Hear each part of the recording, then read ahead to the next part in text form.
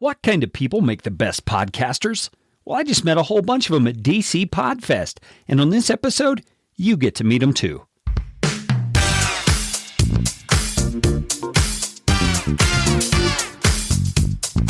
My name is Kerry Green, and I am the client happiness guy at podcastfasttrack.com, and this is Podcastification.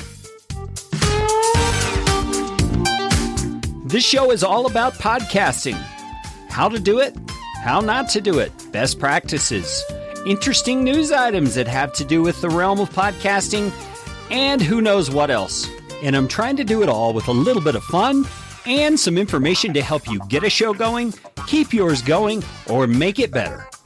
And if you like what's going on here on the show, I would appreciate it, oh so appreciate it, if you could leave a rating or review on iTunes. You can find out how to do that at podcastfasttrack.com/review. That's enough of that kind of stuff. Let's get you podcastificated right away.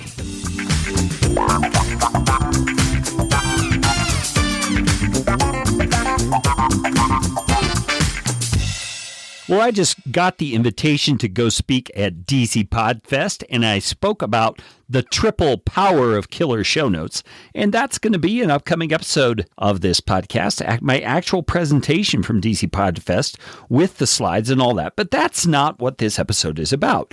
This episode features some of the great folks that I met at DC Podfest. They're podcasters, podcasting about a variety of topics, and really cool people on top of all that. So in this episode, I want to introduce you to some new friends of mine.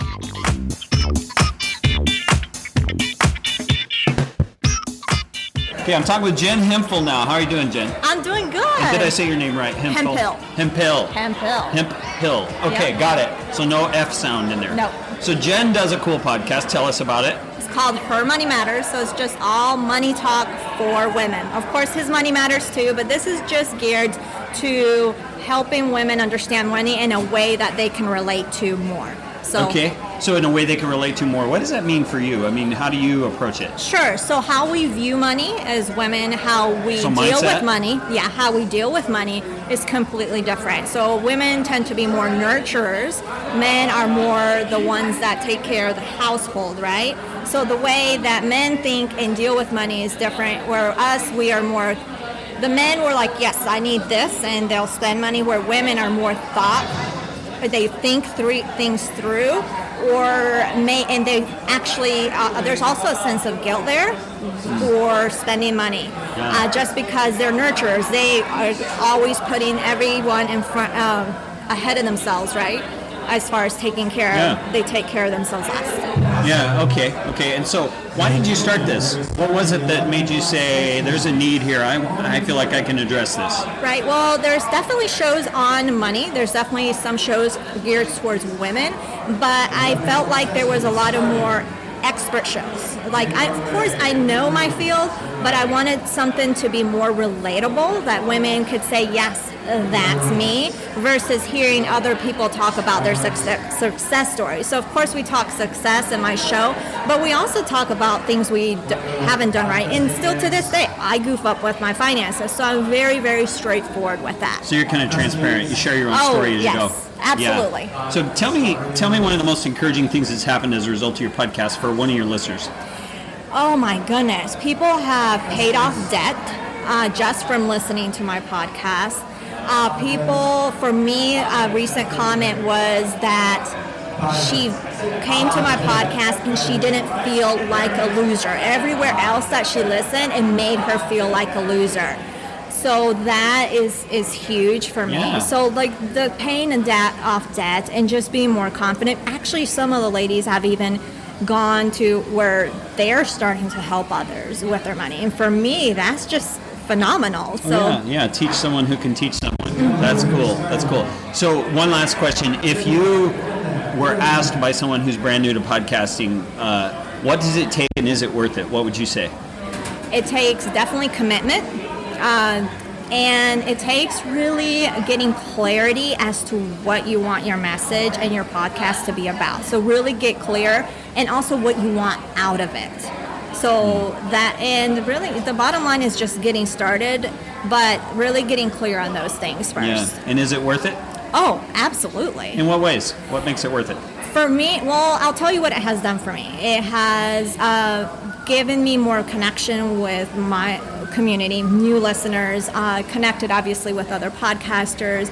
It's brought me more business, and I don't have sponsors on my podcast at this point, so definitely brought me, I've monetized it, just in a different way. Yeah, so with your own services. Exactly. Yeah. Exactly. It has just brought me some phenomenal guests that have made a difference, and most recently a book deal, which has been crazy for me. That is super cool. Congratulations. Thank you so much. Yeah, that's really neat. Well, Jen, Hemphill, yes. I said it right? Yes. And I can probably smooth it together better next time. Thanks so much for your time, Jen. Thank you.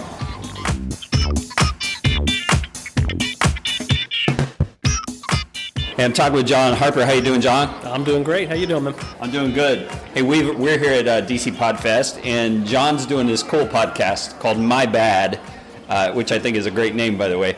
So tell us what My Bad is all about, Jon.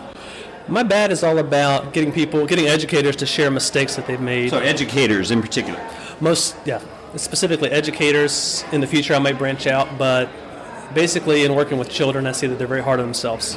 And I see a lot of educators that are hard on themselves. And so my goal was to not only have people learn from others' mistakes, but not to feel so bad about making their own. That's a great idea. So tell me the kind of stories that you hear on your show.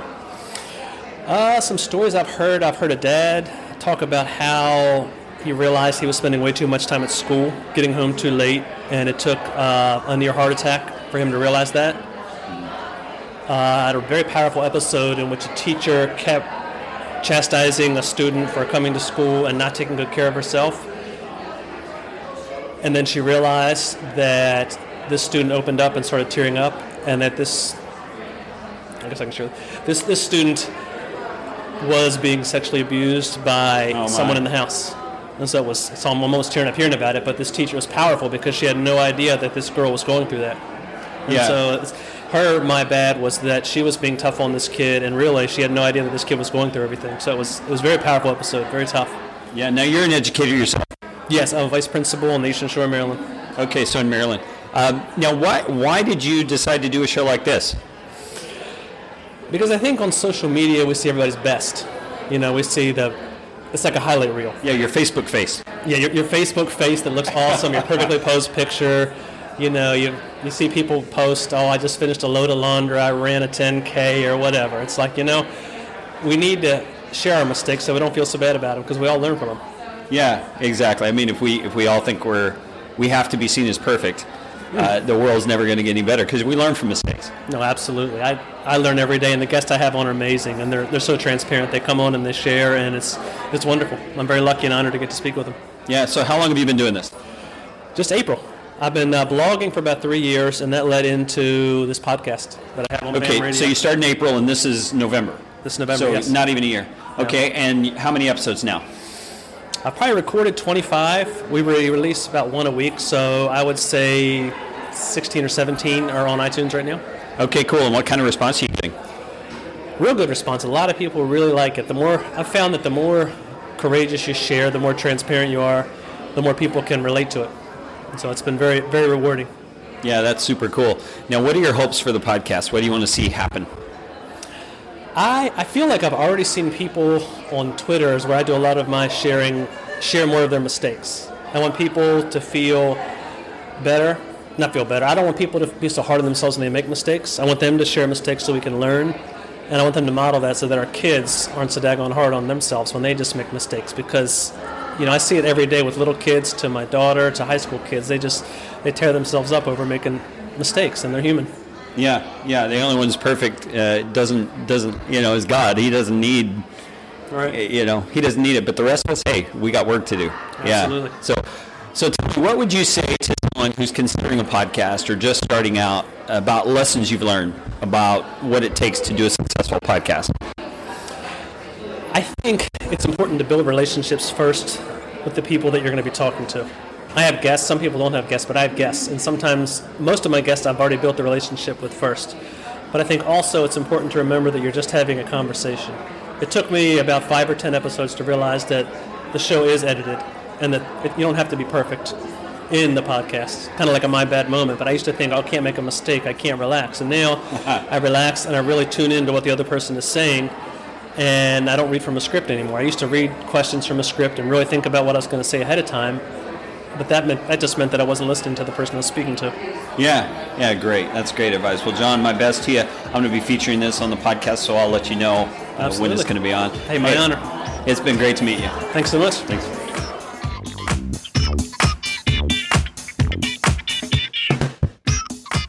Well, I'm talking with Kip Clark. He's one of the friends I met here at DC Podfest is where we are. So, Kip, how long have you been podcasting? I've been podcasting for a little over 2 years now. We started in September 2014. Wow. All right. And tell us about your podcast. What's the name? What's it about? So it's called Stride and Saunter, and it's about challenging the way we think. So often we'll pick a mundane topic. Let's say talking to your neighbors, or perhaps where we get our news, and we break it down and say, have you thought about it this way? Have you considered ways in which you might open up your mind for more mundane or even some heavier topics that are often difficult to open up? Yeah, interesting. So why did you choose that topic? What was it that was so intriguing that said, I got to do a podcast about this? So a friend and I started in college. We went to a liberal arts school, and he and I are both very curious people, and we thought, we're learning so much in school, we're getting all this knowledge, we're not doing anything with it. We have to capitalize what we've gotten out of this rather expensive education and share with people. Everyone deserves to think more openly, to remember what it feels like to actually enjoy learning and thinking, and why not share that with other people? And so that was kind of the impetus behind the show. So did you have any hard sell getting your friend on board? A little bit, actually. I tend to be a perfectionist, and so he wanted to record and just go with it, and I wanted to edit it and do all those things, and he wasn't as much into the promotion, the logo design, web design, but the conversations were great, and so I think that's shown initially, and we've had different co-hosts since, but it's been a pleasure all throughout. That's exciting. So 2 years, what would you say has helped you to make it 2 years? First of all, how often do you publish? We publish every Wednesday, so once a week. Yep. Okay, so 2 years, once a week. That's 104 episodes. How have you done that? So I think mostly it's just finding things that excite me, and I've been really blessed to have intelligent friends, and I say, Jason, I really want you on. What's a topic you want to talk about? And I don't say no. So if he has a topic, I think about how to make that interesting, and there's the challenge for me, is that I'm going to make that topic work, and I'm going to make it engaging for the audience. Yeah, well, it sounds like you're doing what you're asking your audience to do.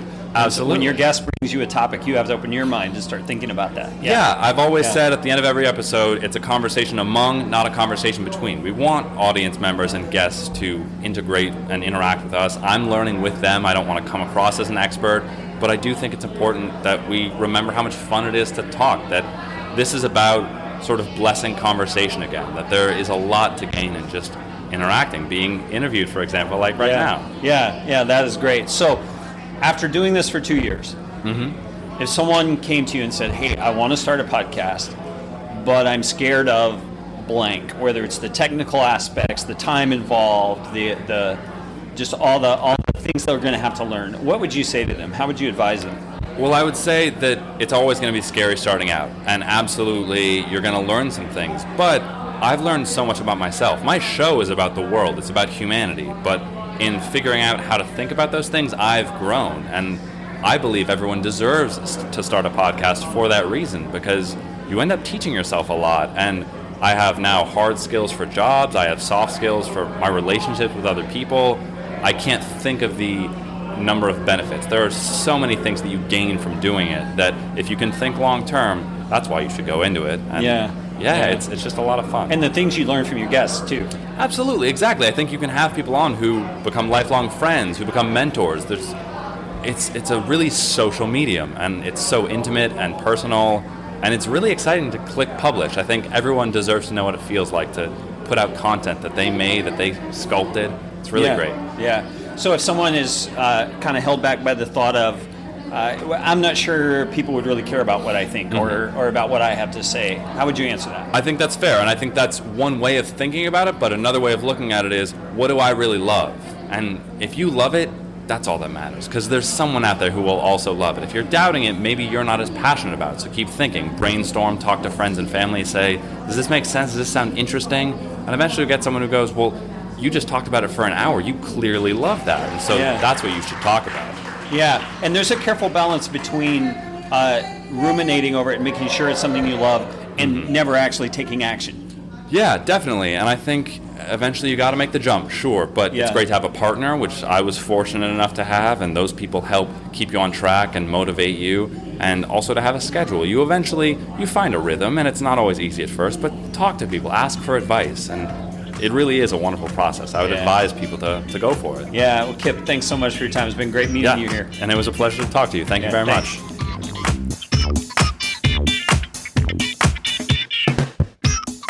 Okay, I'm talking with Ben and Chris, and they do a podcast called The Unexplainable Disappearance of Patel. This is an interesting way of approaching things. So which one of you guys want to start? Tell me what the show's about. All right, Ben. It's about kids who are on kids who go missing, and they can't figure out where their friends have disappeared, and they have to go on an adventure to try and find them. Okay, so this is a fictional sort of a thing, like a X-Files kind of thing. Is that right? It's like X-Files or, I don't know, what would you call it? Spy Kids, Stranger Things, Goonies, based in that sort of Spielbergian sort of mold of four kids that are friends and sort of misfits that go one of their friends goes missing, and they have to, one of the leaders of the group wants to take them on to solve the mystery, essentially. Okay, so let me ask you some questions about this. It sounds really cool, but this could be really hokey. You could have three guys sitting in their living room making up fake voices and all. That's not what this is, right? No, this isn't that. It's a podcast about kids acted by actual 12-year-olds, acted by actual 12-year-olds. We scripted ourselves, and then we cast kids. We reach out to the agencies, mostly in New York City. They send clients to read sides. We pick kids who sound different, who are good actors. We bring them in, we rehearse them. We record them in a room where they can see each other, but they have separate mics, so there's not a lot of bleed. We edit it so everyone sounds good. Chris writes music, and the adventure begins. Wow, so this is full-blown production. This is like quality stuff. We run it very much like a TV writing room, TV show. It's like a TV show for the ears. I mean, it's fully scored like a TV show, fully scripted like a TV show. Even so much that our third partner, who's not here with us, is the head writer, and all the scripts go through him. I do all the production and the stuff, and Ben does a lot of the business stuff, and we just sort of put it together that way, and it's working out. We fortunately have a group of people where everybody's skills complement the production of this specific show really well. Yeah, that's really cool. So how long have you guys been at this? Well, let's see. We had the idea about a year ago, a little more than a year ago, right? And we really pushed to finish all the episodes, which are in the can and edited and released on a weekly basis. Maybe 6 weeks ago is when we launched. Yeah. So, it's been a year in the making, and it's over in a short 10 weeks. Yeah. So you're doing it in seasons, or like that? Season one's almost finished. It'll be finished in 2 weeks. Okay. And how's it going? What's the success? Very well. We have, I don't know how many thousands of listeners and many thousands of downloads per episode. And we're pacing for some multiple of that, I hope, in the not too distant future. So And so what age range of kids is this for? We say 9 to 12, but it's skewing. We're finding we're getting listeners as young as 7, and a bunch of adult listeners too. Because one of the things we wanted to do is make it a show where adults could listen with their kids and get just as much out of the mystery. I mean, a great mystery and great writing is great mystery and great writing, and that's our concept. It really doesn't matter what age you are, but it has a special keen interest to kids. We make it very, one of the things YA novels we talk about a lot is that kids won't read down, they only read up. So if you're 12, you're reading a book for a 16-year-old, you know what I mean? And so our whole concept is we write stuff where it forces kids to listen up a little bit. That's great. So this is the kind of thing great for a family on a road trip. Great for sitting like family time at night, listening to a story, kind of like the old days when you listen to radio dramas and that kind of stuff. Absolutely, it's a serialized radio drama / story for the whole family essentially, and it's been a lot of fun. It's a crazy amount of work. It's 8,000 times more work than the average two guys sitting around a mic, but it's really, really rewarding, and the feeling that we get when we put out a final episode, and just to sort of know that the kids have recorded individually. Now they live and exist in this world that has become very real to us because the story is very real, and it's been fun. So let me ask you, maybe the question behind all these questions: why are you doing this? We're all writers. I write children's books. Chris is a writer and a musician. David is a TV writer, and we like telling high concept stories. And audio drama, we call them audio shows, but podcasting is a place where we can tell any kind of story we want. If we really invest in the character and in the scene in the moment, we can create anything. People can imagine it. They really feel like they're there. And of course, we don't have to spend millions of dollars in special effects. So even though this show cost us a lot in one sense compared to doing the same thing for TV or film, there is no comparison. And it's very adaptable. Perhaps one day the Unexplainable Disappearance of Patel will be a TV show too. But in the meantime, I don't think there's a lot lost for kids who are listening to it. It's really a chance to tell a very high concept, super entertaining, super engaging story. And we couldn't do that in another medium. Yeah. So Chris, do you have anything to add to that? No, it's been kind of said it all. I mean, I think this is just a great, we're all storytellers, and to us, I think like the lead off is that the story comes first. Our whole reason for getting into this thing was that they're just the quality that's out there in terms of scripted fictionalized shows. There's not too many of them, and we wanted to do something that gave kids, like I said, like they were watching TV, and like Ben said, those things to us we treat it as very much like a TV show, and it's we get to make our TV show, and it doesn't cost us $1 million. Yeah. And to add to what you said, there's the big difference is the few things that exist for kids, and a lot of it is for kids younger than our listening audience, are stories that are written for, they're written down. They're books that kids are going to read or going to be read to kids, and someone's now reading them on a podcast, and that's not exactly what we're doing. We're writing original material and creating a dramatic story where the kids actually are the stars, which just happens to work really well. But it's not the same as reading even a great story, because it's a sound world, and it's a little closer than having a story read to you. So that was the challenge that excited us, and that's what we're trying to do. Yeah, that's really cool. So what are your hopes for this? I mean, where do you want it to head, and where do you feel like it's headed? I think we just want to get as many listeners and people engaging with the show as possible. And we've put a lot of stuff into the show that allows kids and families to engage with the story, to feel like the story, gone to great lengths to make the story feel as real as possible, to the point where we're having adults. It's funny, the kids tend to sort of accept the fictionalized nature of stuff, and anything that sort of is, for instance, we have on the show a person that is the podcast sponsor who puts the podcast out, who is the guy whose podcast it is. But this is a fictional character. He's a fictional character who is also the bad guy. And so... Perhaps, right. We don't really know. Exactly. We're not sure. I haven't released it. We're not allowed to talk about it. No spoilers, everything's pink script. We're not allowed. We've all individually had these spots where we meet some parents that are listening to it, and they say, listen, so about where did you find this guy who put this podcast out? And we're like, well, you realize that he's not real. What do you mean he's not real? Well, he's not real. Nice. And they completely. So it's funny. It's almost easier to fool the parents. That's funny. Than it is the kids, because the kids just buy it wholeheartedly, and the parents just. Sure. We're so used to listening to podcasts, and when you hear somebody say to the sponsor of the podcast, you take it for granted. One of the things we do in the first episode, which we don't do as much later on, is we have actual ads that promote fake ads that promote the actual location of the school, and all this sort of stuff, the school that he runs. That's really cool. That's really cool. Well, I wish you guys nothing for the best. Let me ask you one more question. It looks like crowd's coming out, so we're going to get inundated with noise. But let me ask you one more question. What would you say to someone who's listening and says, I don't have the time to invest in something like that, so I could never podcast? What would you say, having sat through some of the sessions here?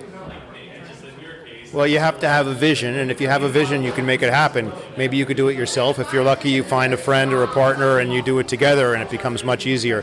But podcasting is a super way to do things that seemed impossible before, whether it's sharing a message or writing a story. So just got to find your own way of wanting to tell it, and you can do it.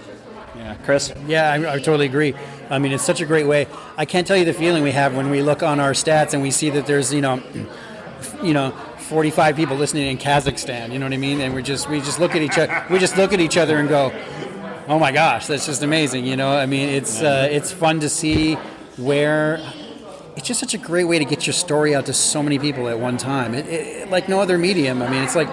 You can't do that with radio. You can't do that. You are you drop an episode and everybody around the world is downloading it, regardless of if you've got 10 downloads or thousands. I mean, it's such a.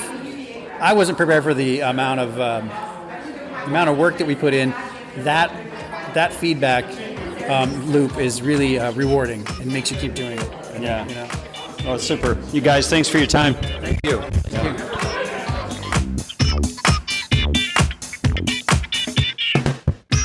Hey, I'm talking with Jon Richardson. Jon is a podcaster here at DC Podfest. Jon, tell me, what's your show about? The name of the show is Artup Bootcamp, and the tagline is where art and business collide. So our focus is basically connecting entrepreneurs to creatives, and we call them entrepreneurs. So it's building that entrepreneur tribe of how to take your art and turn it into your career, basically. Yeah, exciting. So why did you think a podcast was a good thing to do? We were focused on trying to do a documentary and trying to do video, and that's so much effort and energy and time. If we did a documentary, it wouldn't come out for probably another year, just for pre-production, production, post-production. It just takes so long. But with podcasts, it's, we do a daily podcast, so we're able to create content daily and put it out to our audience and keep them engaged, and then again, that learning curve of kind of doing it daily, we can kind of improve faster. If we did a documentary, it could be terrible by the end of the year, and then we have to wait another year to do another one. So it's just it's that learning curve to kind of get better faster. Sure, absolutely. So tell me, what are you hearing from your audience? That it sucks. It's weird. No, it's weird. We're really striking a nerve in the creative community. I feel like for me, I started out as a creative, as a photographer and as a filmmaker, and I didn't really want to be a business person. I didn't want to have that business knowledge. But once I realized that you have to sell your art. You have to become a salesman. You have to learn accounting. You have to learn, invoicing and all this stuff.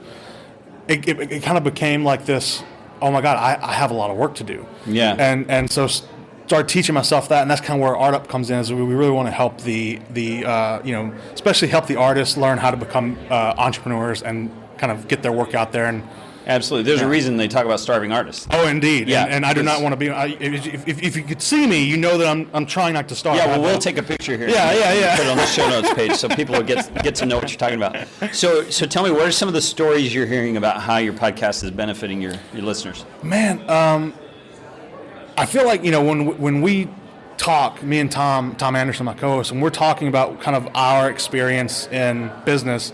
We talk about it so much, and with the group we hang around, we think that everybody knows what we're talking. Everyone knows what ROI is, or return on investment, whatever. You kind of get that in their comfort zone, and you realize that you know more than you think you do.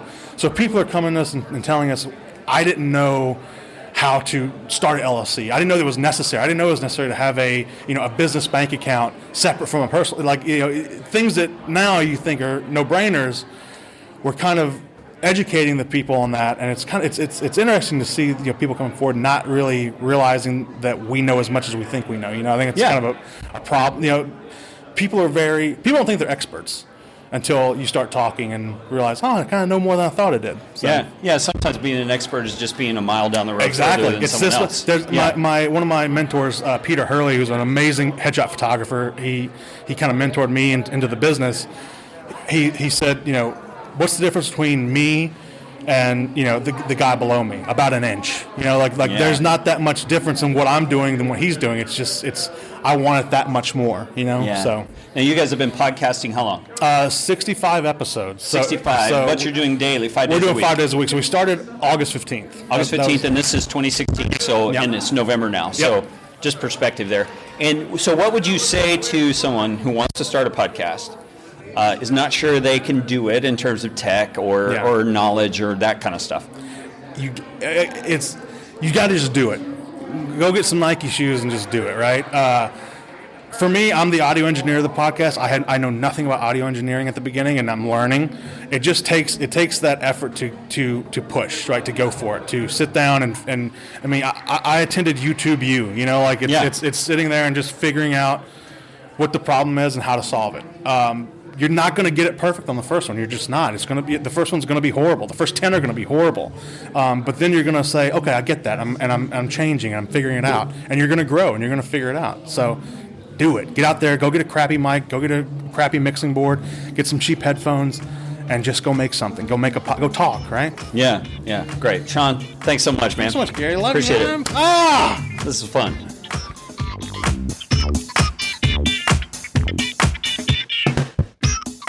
Talking to Kyle Bondo. How you doing, Kyle? Pretty good. We're here at DC Podfest, and Kyle does this really cool show. I mean, he was telling me about this, about dirt bike racing and stuff. So tell me what this is all about. So I do the podcast called Merchants of Dirt, and it kind of was inspired by a blog I wrote for 3 years, trying to get race promoters and race directors to understand the business side of actually how to put a race together. So a lot of them are going out of business. A lot of them hold really bad races. So this became kind of this inspiration of 20 years worth of doing it to, hey, let me try to give back. And So is this like motocross or cycling? So this is mountain biking, trail running, ultra running, endurance racing. A lot of it's adventure racing. Which is like triathlon in the woods, things like that. Sure. Like the place where I live, they do the Leadville Trail 100. I'm sure you've heard of it. It's 30 minutes away from where I live. Whiskey 50 and there's a couple other places out there like that. So cool races.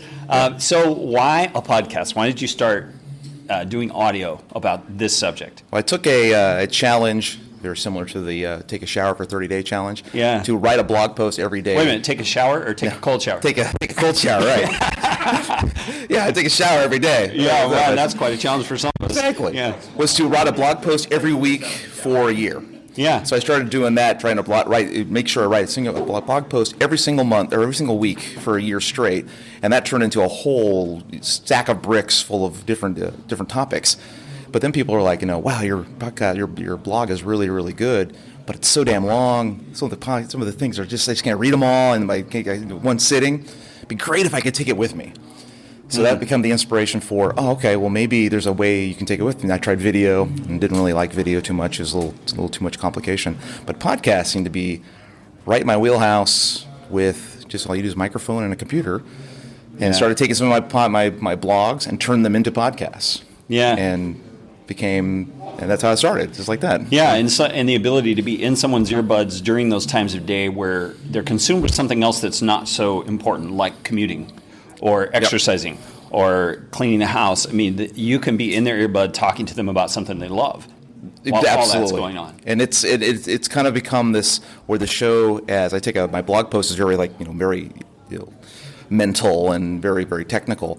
Where the podcast, personality can come out. I can start to get funny. I pretend I have a co-host called Mr. Murphy because in racing, everything can go wrong when you don't want it to. So Mr. Murphy is the guy who's always trying to wreck your race. That's funny. So we're always talking back and forth, this pretend person about, hey, Mr. Murphy, how are you wrecking this guy's race today? Oh, well, I'm going to make sure this, the weather shows up. So. Do you do like a different voice or something for Mr. Murphy? Or it started being off microphone, but every now and then it kind of is like, I'm going to wreck your race today. Yeah, it could.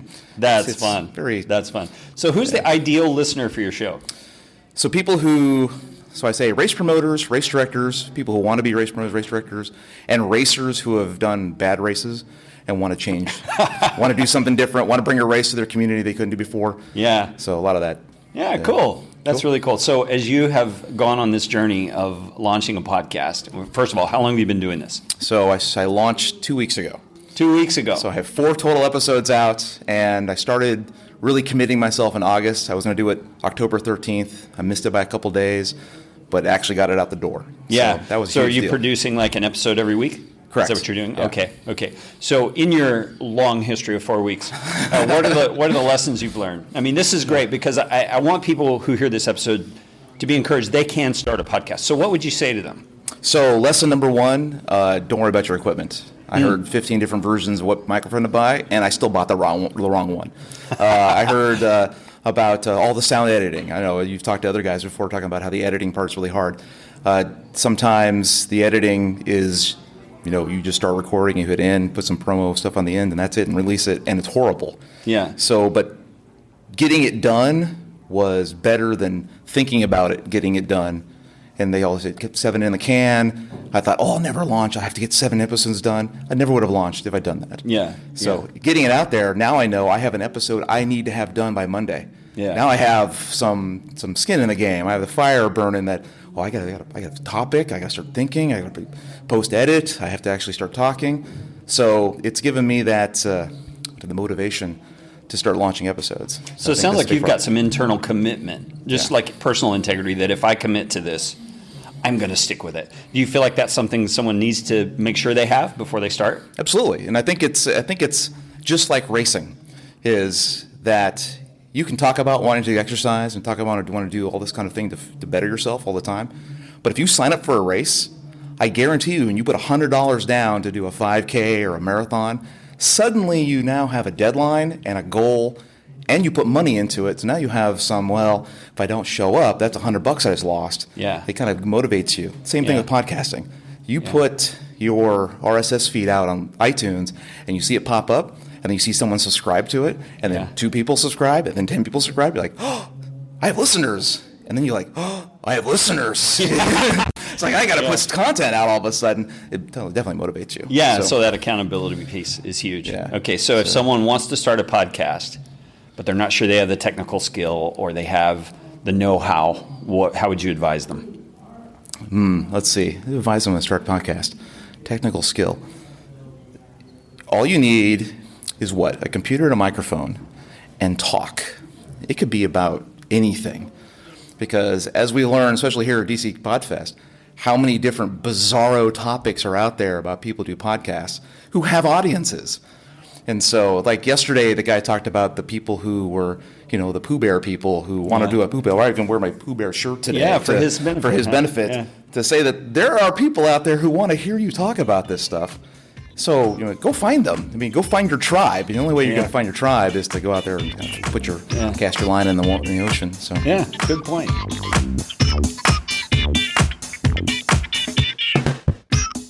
I'm talking with Amy Young, and Amy is someone I met here at DC Podfest. How are you doing, Amy? I am doing very well. How are you doing? Good. Yeah, we're right here at the end of the conference. So you're one of the few people I've talked with here who hasn't actually started a podcast yet. So tell me, why are you here? That's right. Well, I think similar to a lot of people that are trying to start different podcasting projects or have ideas for them, they don't know how to get it out. They don't know how to connect with a certain fan base, and there's a lot of reticence. I mean, it is a lot of work. You're putting yourself on the line. You're putting a lot of ideas out there. I mean, and people want to know sort of what the reward is. Sorry. But more than anything, I just needed advice, and I didn't know any podcasters. My friend Kip he has a great podcast called Stride and Saunter, and he's the one that told me that this was going on, and I thought it was a great chance to connect with people that knew what they were doing, that knew the struggle of starting, and had advice on how to reach that audience and really start making a community. And so was it worth it for you to come and hear the different speakers, the different presentations? I mean, what'd you walk away with? Oh, absolutely. There's so much cool stuff going on. If anything, I'm just glad that there's just a plethora of podcasts that aren't NPR, that I had no idea about, that are equally cool, equally informative, even more so. And the personalities here, I mean, honestly, if it was in any other industry, no one would be talking to me. There's some big people here, and it's wonderful that they are giving me their cards. They are more than willing to help me out and help anyone out that has any questions. It's a really, really supportive community, and one I'm so excited to join. Yeah, now your podcasts are still in the idea phase. They are. So yeah. you have two different ideas, and you're kind of struggling which one you want to go with first. Right. Kind of walk me through that. What's your thinking right now? Right. So the first one, and the one that's sort of the most fully formed, would essentially be for theater people. It would be a workshop of 10 to 15 minute scenes or 1X, and it would literally be us doing a stage reading, and then the playwright talking about what their intentions were with this play, and then the audience responding, and these are other theater makers too that are in the audience, talking about what worked, what didn't, how they could push it further. And because playwriting is a hobby of mine, there's a lot of community building that goes with writing plays, and it can be hard to find a workshopping space, an audience. So, and who doesn't love a good story, you know? Right. So I think that's one idea. The other idea is completely different. So I had a tough time in college, and in essence, I feel like not just me, but a lot of people who had a tough time in college get counted out, even though they are wonderful candidates for a lot of programs and a lot of graduate schools. So this one's going to be more about how to develop yourself and prove that you are as qualified as you know you are on a shoestring budget when you can't afford to take all those classes, and finding a way of accruing all these resources to get what you want. Yeah, those both sound like really great ideas. Well, thank you. I think that there definitely is a niche for each one. I mean, you're in theater, so you know there are theater people probably talk about that kind of thing and what they would like to see. So totally, yeah, and especially, I mean, I'm very, very. I mean, I just graduated. There aren't a lot of spaces for young theater makers fresh on the scene to congregate and talk, and that's something that I hope to provide. Yeah, that would be really cool, and you could do it like at a local playhouse or something like that. Totally, yeah. Set up your mixer. That sounds really fun. Yeah. And the other one I can see as well. I mean, you were telling me that your hardship wasn't necessarily academic; it was a health-related issue. It was absolutely health-related, which had academic consequences. Sure. Long-lasting ones too. So my overall GPA excludes me from a lot of opportunities. I mean, let alone the fact that the last 2 years, I was incredibly successful. But because my overall GPA is what it is, and a lot of applications don't give you the opportunity to explain yourself, or sort of illustrate your strengths. It's hard. Yeah. Well, the cool thing is, I think this whole conference is an illustration of how podcasting, as an example, is an example of how our world has changed, so that you can now create your own opportunities in a lot of ways. And who knows, this theater podcast could snowball you into a place of getting noticed for your innovation in the realm of theater. You know never what? know. Here's hoping. Yeah. To those listeners out there. Yeah. Who knows? So, what's your biggest takeaway from the conference? What is it you're going home with as action steps? This is what I'm going to do. Absolutely. Equal parts, just do it, and also just do it really, really well. That audio quality is the number one thing that keeps you from listeners. You could have the best marketing in the world, and if people don't like to listen, then they're not going to. Yeah. But also that, oh boy. Yeah, we got a counter moving past us right here. So. Yeah, it's pretty exciting. They're doing a great job. So it's equal parts, getting good quality stuff and great quality content, and to disregard the numbers. Do it for you, and that word of mouth is the thing that will set your podcast apart from others like it. Yeah, I would agree with that, and I'd also say do it for you and do it for your audience. That's right, absolutely. Don't worry about how big the audience is. I mean, one guy made a great point, if you have 20 people in a room and you get to speak to them for 30 minutes, that's a big audience. That's right, yeah. Yeah. And so if you have 20 people listening to your podcast, that's influence. Absolutely. Definitely is. Yeah. Well, Amy, thank you so much for your time. This My is fun pleasure. getting to know you. Wonderful meeting you. Yeah. Bye-bye. Bye.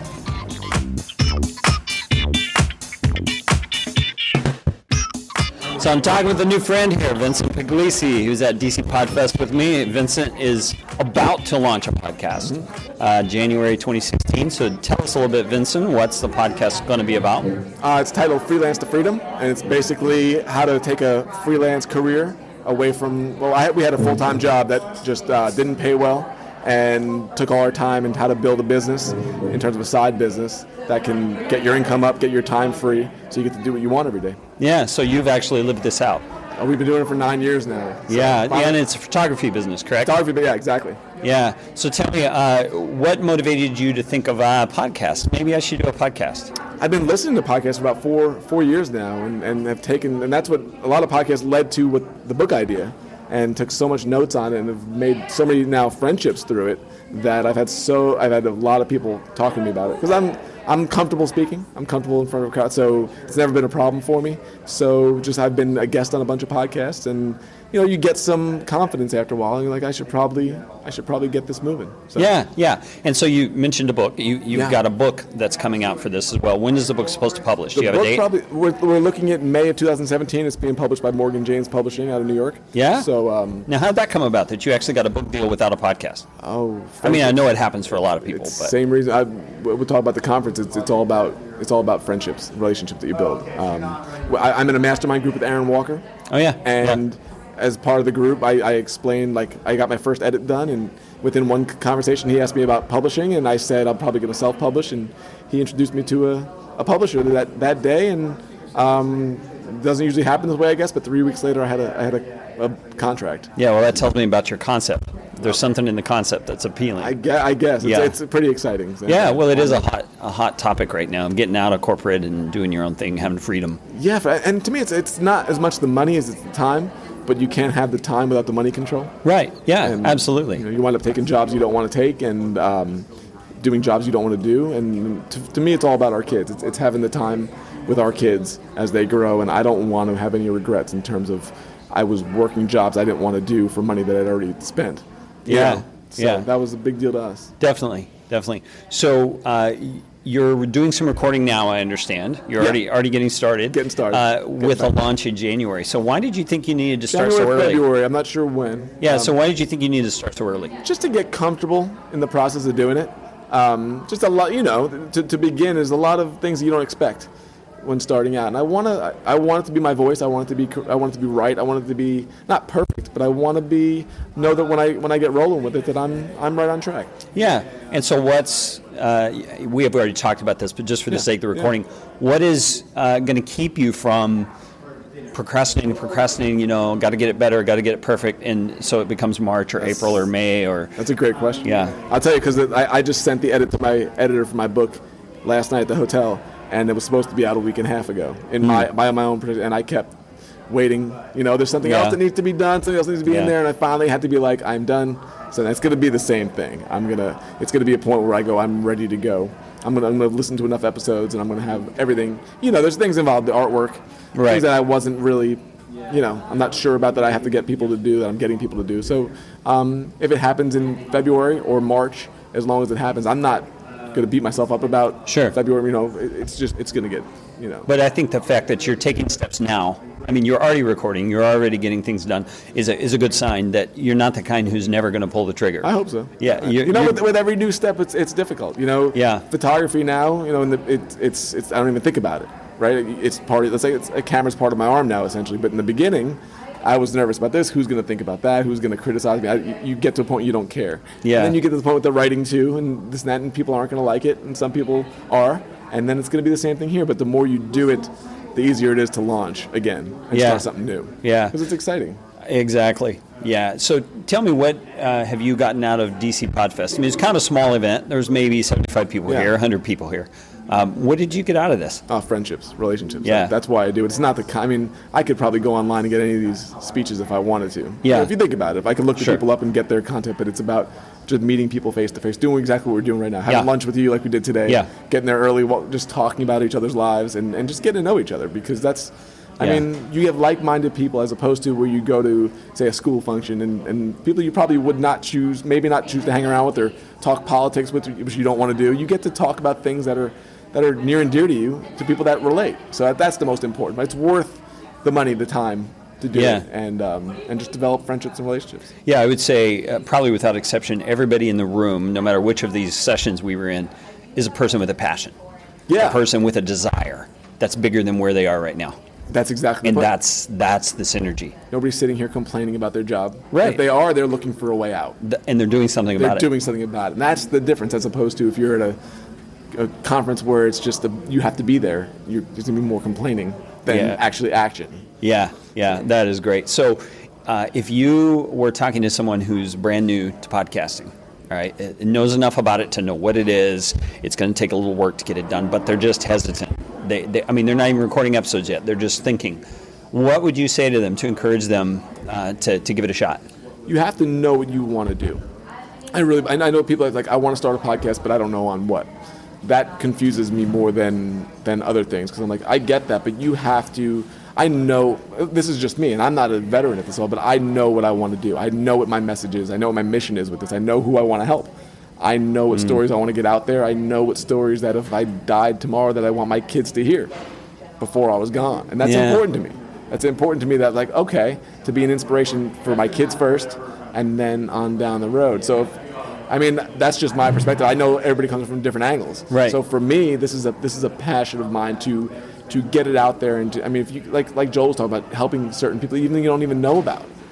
That's the great thing. I've been helped by so many podcasters that have no idea that they helped me. Yeah. They don't even know. They've helped me in so many different, Andy Andrews with my family, Dave Ramsey with money, all these type of different people, and they have no idea.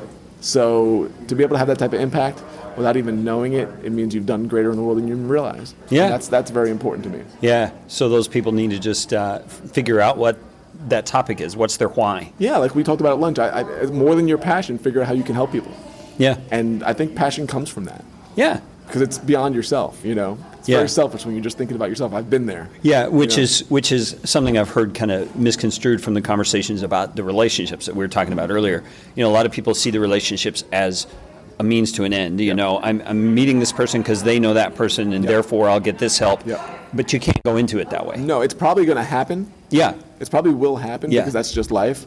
But yeah, if you go into it, look, I can tell when somebody's into it, for a reason with me, and you can see. Yeah. Because they're not really listening when you're talking about something that's not in their interest zone. So that's an intuition type of thing, I think, that you develop over time.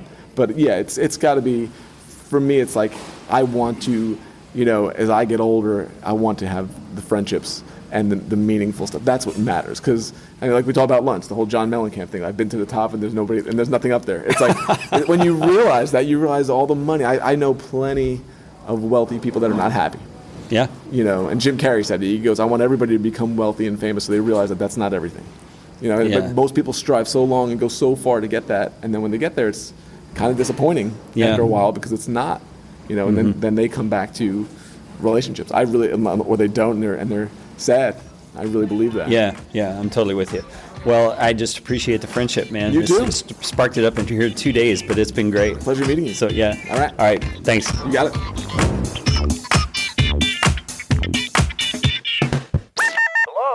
Wasn't that a lot of fun? Man, just a bunch of great folks at DC Podfest this year.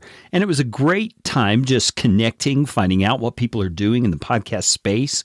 It was just a great experience. If you ever get an opportunity as a podcaster to go to any kind of podcasting conference, whether it's just a regional one like DC Podfest or a bigger one like Podcast Movement, man, I'm telling you, you have got to do it. It is a wonderful way to meet people in the podcasting space, to learn, to build relationships. All the things that make podcasting great. That's what it is. Well, hey, this episode has gone on long enough. I sure appreciate you taking the time to listen. Why don't you go out and make it a podcastificating day?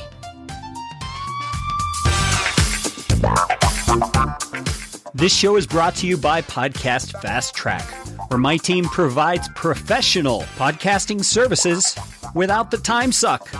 Full production, editing, and show notes all in one monthly subscription package. You can find out more at podcastfasttrack.com. Now go out and make it a podcastificating day.